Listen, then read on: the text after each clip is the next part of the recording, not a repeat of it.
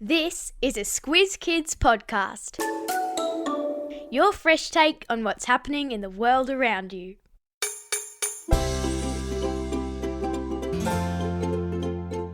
They've been a part of Australian life for thousands of years, and believe it or not, they can be a good thing. Aboriginal elders are helping to prevent the really bad ones. This is your Squiz Kids shortcut to Bushfires, the podcast where we dive into the who, what, when, where, why and how of the big news stories. I'm Amanda Bauer. And I'm Bryce Corbett. In September 2022, fire danger ratings started to change throughout Australia. Now, Bryce, I'm talking about those signs on the side of the road that have a half circle that's separated into different coloured segments and an arrow that points to the current fire danger. Oh, yes. So they are all in the process of being replaced.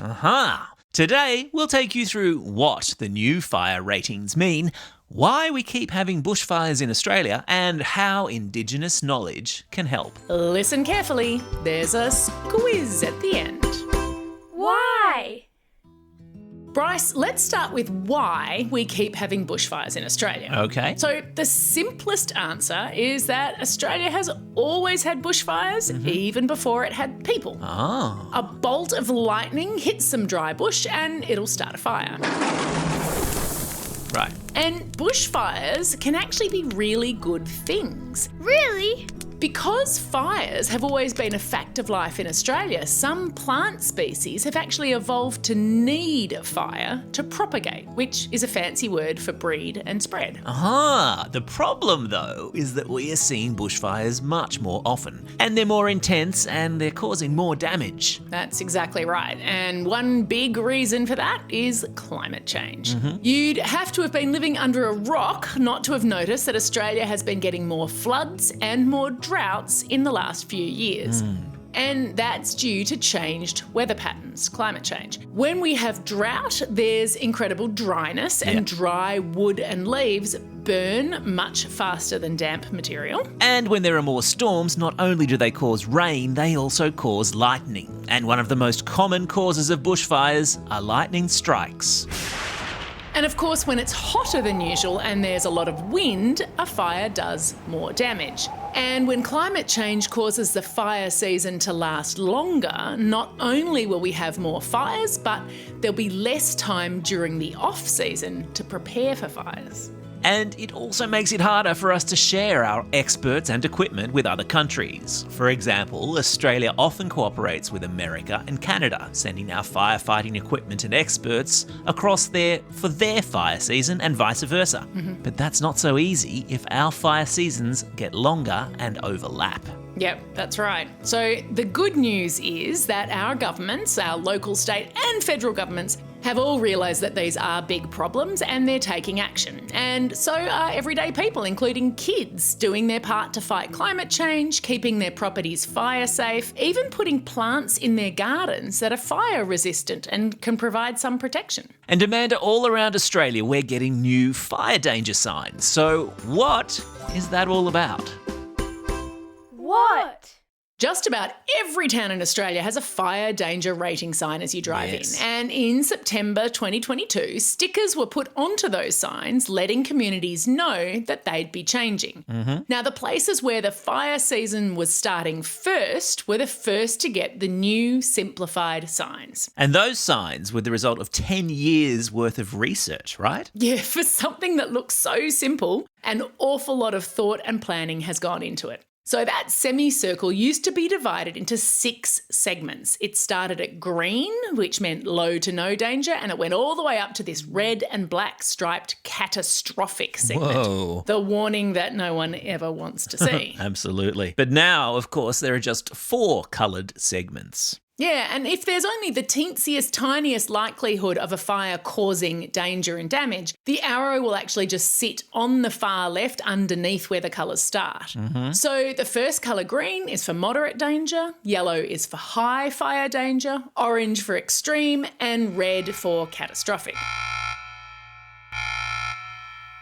The old system, which basically hadn't changed since the 1950s, was found to have been confusing for people. Yeah, so the point of these signs is to communicate how dangerous a fire would be and how much damage it would do if it started. But most people thought that the signs were actually predicting how likely it was that they'd have a fire. So the actual fact is a fire can start on any day. The signs are communicating how dangerous the fire would be. As well as having new signs, there's also a new system that determines the fire danger using better technology to look at the local weather. Because the temperature, humidity, rainfall and wind will all affect how quickly a fire spreads. The new system also takes into account 8 different kinds of vegetation, plants, in a local area, because that vegetation provides the fuel for a fire to burn. And maybe most importantly, the new signs come with very clear instructions on what to do. Green means you should stay up to date and be ready to act if there's a fire. Yellow means you should be alert for fires and decide what you will do if a fire starts. It's important, with yellow around, to have a plan. That's right. It's always important to have a plan. Yeah. Orange means your property should be fully prepared against fire, and I'll put all kinds of resources in your episode notes to what that means. If it's not prepared, then you should leave for a safer location well before the fire gets to you. And red is the most dangerous conditions possible. You should get out as quickly and as safely as possible. And Bryce, that's the most important message of the new system. You stay informed, you stay prepared, but you're ready to leave if that's what the experts advise. Now, Amanda, speaking of experts, Indigenous Australians have been managing the bush and bushfires for tens of thousands of years. How is their expertise being used? How? When Aboriginal people arrived in Australia tens of thousands of years ago, they learned to manage the land in a way that suited their needs. And one of their most important tools was actually low intensity fire, which means that, they lit bushfires on purpose. They did what?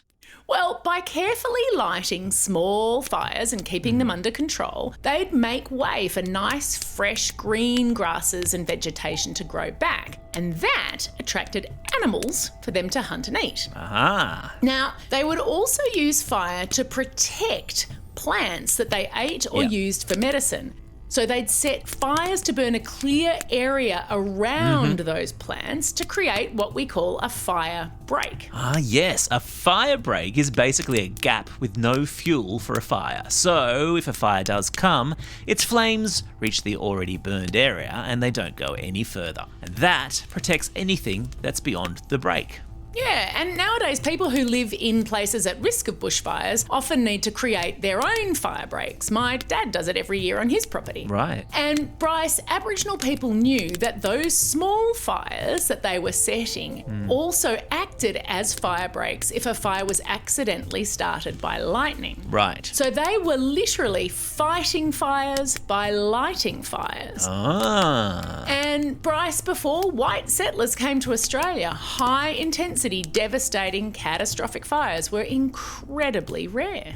Nowadays, many communities are asking Indigenous people to teach them their land management practices and combining them with modern technology. Yeah, that's exactly right. So there's an organisation called Fire Sticks where Aboriginal experts advise communities on how to care for country using fire. And the Kimberley Land Council in WA has Indigenous fire management officers who light what they call cool fires in targeted areas when it's not fire season, so between March and July up there in WA. Yep. These fires create a kind of patchwork of burnt and unburnt country. Yeah. Now, the burnt bits create those fire breaks and they reduce the fuel load of any future fire. And the practice also protects mammals and reptiles and insects and birds because the animals can get away from a slow-moving fire. Yeah. And then they have lots of nice new regrowth to eat once they go back again. Win-win.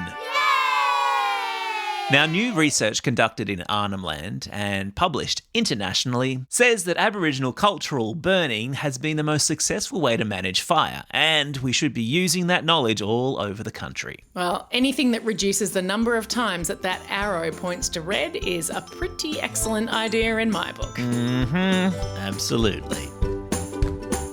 Time for the quiz. This is the part of the podcast where you get to test how well you've been listening. Question number 1. What is one of the most common natural causes of bushfires? Yeah, that's right, it's lightning. Question number 2. How many coloured segments are in the new fire danger rating signs? That's right, the magic number is 4. Question number 3. Aboriginal people have fought fire for thousands of years using what? Yeah, that's right, they've used fire to fight fire. That's all we have time for today. Thanks for joining us as we explored the who, what, how, where, when and why of bushfires. Now get out there and have a most excellent day and a fire-safe summer. Over and out. These episodes are edited and engineered by Carter Quinn.